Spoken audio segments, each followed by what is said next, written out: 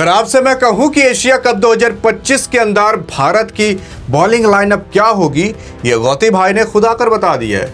आखिरकार कौन फास्टर, कौन स्पिनर, कौन मीडियम पेस तेज गेंदबाज और कौन कौन होगा, आइए जानते हैं। उसी के साथ साथ उनका क्या स्टैट अभी तक T20 में रहा है, कितनी गेंदें खेले हैं, कितने रन मारे हैं और कितने विकेट लिए हैं, ये सब आपको पता चलेगा और खुद आप डिसाइड करके बताओगे यार अगर ऐसा रहा तब तो गेंदबाजी के ही अंदर भारत दूसरे टीम को हरा देगी, बल्लेबाजी की तो जरूरत ही नहीं।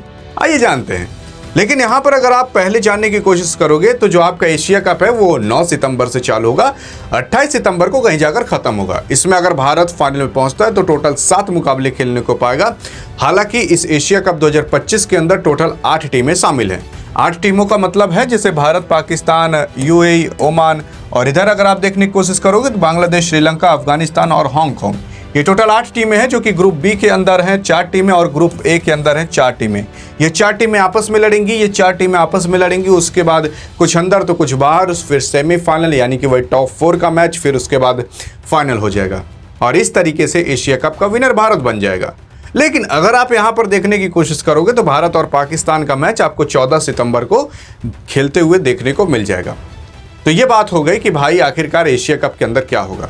लेकिन सबसे बड़ा सवाल ये मैच कहाँ होगा। ये सारे के सारे मैच UAE के अंदर खेले जाएंगे। UAE में भी 2 स्टेडियम है, दुबई इंटरनेशनल स्टेडियम और अबू धाबी वाला स्टेडियम। वहां पर 2 नंबर खेले जाएंगे और मैं आपको बता देता हूं वहां पर इन सभी गेंदबाजों को क्यों लिया गया है, ये भी आपको एट द एंड खुद पता चल जाएगा और तब आप खुद कहोगे कि यार इतना दिमाग लगा जाता है।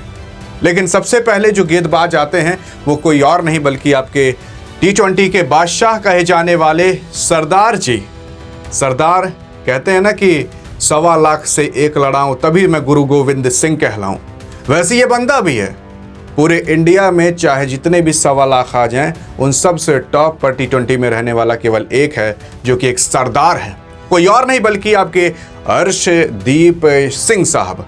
अर्शदीप सिंह जो कि T20 के अंदर अभी तक भारत के एक ऐसे एकमात्र प्लेयर बन चुके हैं जिनके पीछे जसप्रीत बुमराह, मोहम्मद सिराज, कुलदीप यादव, जिनका भी नाम ले लो सब पीछे हो चुके हैं। मात्र T20 के अंदर इस बंदे ने अकेले केवल 63 मैच खेलकर 99 विकेट ले लिया है। बस अगर 1 विकेट ले लिया तो लोग बैटिंग में शतक मार दे, ये बंदा विकेट लेकर शतक मार देगा। ये कारनामा अभी तक आपके जसप्रीत बुमराह भी नहीं रचा है, ये मैं आपको बता देने की कोशिश कर देता हूँ। 71 रन भी मारे हैं। 71 रन बहुत बड़ी बात नहीं है क्योंकि ये एक एज अ गेंदबाजर के रूप में काम करते तो 71 रन भी ठीक ठाक माना जाता है। लेकिन पहले खिलाड़ी तो आपके हो गए जो कि फास्टर गेंदबाज है। इनकी स्पीड बात कर लें तो 130, 140, 135, 125 इसी के बीच इनका चलता रहता है। फिर दूसरे नंबर पर जो गेंदबाजर आते हैं वो कोई और नहीं बल्कि जसप्रीत बुमराह है। जसप्रीत बुमराह जिन पर काफ़ी सारी अफवाहें उड़ाई गई थी कि हाँ जसप्रीत बुमराह को एशिया कप में नहीं खिलाना चाहिए, इंजरी हो चुकी है, इसके बाद भी मैचेस उसमें खिलाना चाहिए, सारी चीज़ें बकवास थी। एशिया कप 2025 के अंदर आपके जसप्रीत बुमराह खेलते हुए दिखाई देंगे। उसी के साथ साथ पूरा का पूरा मैच खेलेंगे, 7 के 7 मैच खेलेंगे, एक साथ मैच खेलेंगे, एक मैच में 7 विकेट लेंगे और 7 टीम को एक साथ मारेंगे। कहते हैं ना कि 7 को साथ मारूंगा, एक साथ मारूंगा, वैसे ही आपके जसप्रीत बुमराह भी कह रहे हैं इंडिया को छोड़कर इस पूरे एशिया कप में 7 टीमें होंगी तो कह रहे हैं कि 7 को साथ उलार कर मारूंगा और एक साथ मारूंगा। असल में अगर इनका स्टैट देख लिया जाए तो इन्होंने अभी तक टोटल 70 मुकाबले खेले T20 के अंदर, 89 विकेट लिए हैं और 8 रन भी मारे हैं। और अगर अर्शदीप सिंह की बात कर लोगे तो कितना रन मारा था देख सकते हो। इसी वजह से सरदार भाई हैं। फिर उसके बाद हार्दिक पांड्या, कोई और नहीं, द वन एंड ओनली भाई, स्वैग के भी बादशाह कहे जाने वाले हार्दिक पांड्या जिनको कि माना जाना जाता है कि T20 world cup, champions trophy, काफ़ी अन्य सारी ट्रॉफी भारत को जिताई। उसी के साथ साथ मुंबई इंडियंस को सेमीफाइनल में भी लेकर गए। ये वही हार्दिक पांड्या जो कि अभी पिछले साल इतना ट्रोल किया जा रहा था कि कुत्ते से भी नीचे कंपेयर करके उसको बताया जा रहा था। स्टेडियम पे जब कुत्ता जाता था तो लोग हार्दिक चिल्लाते थे। ये वही हार्दिक है। ये उस दौर से गुजरा है जिस दौर से लोग गुजर जाते हैं, वहां से ये वापस टॉप पर आया है। कहते हैं ना कि शेयर मार्केट ऊपर नीचे इस तरीके से जाता है, लेकिन इतना नीचे जाकर ऊपर जाएगा हार्दिक पांड्या किसी ने नहीं सोचा था।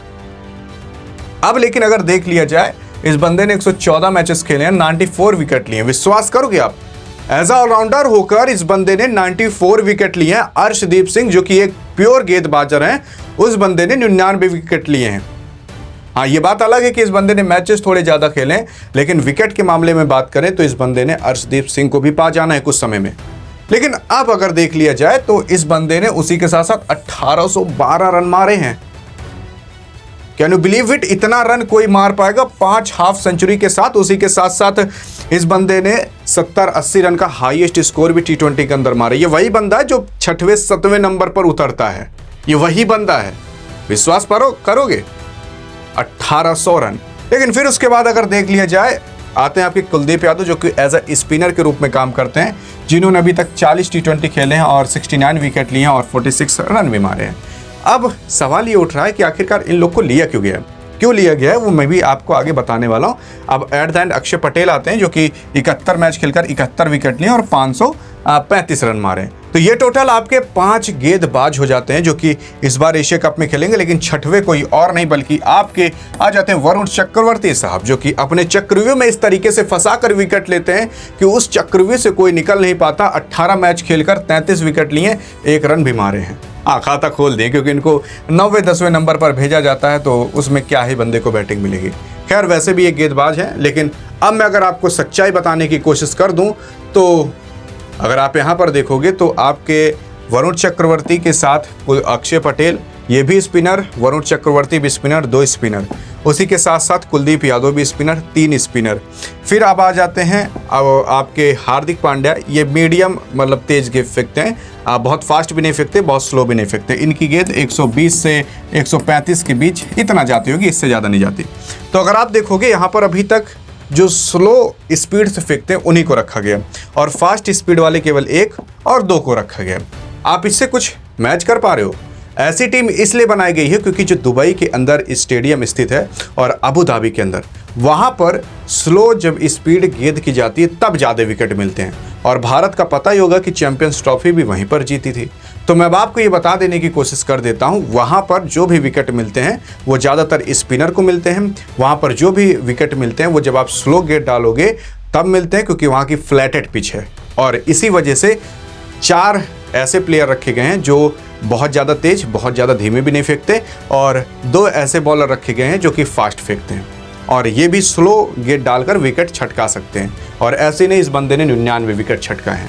तो ये आपकी प्योर पूरी की पूरी रखी जाने वाली है टीम इंडिया की बॉलिंग लाइनअप।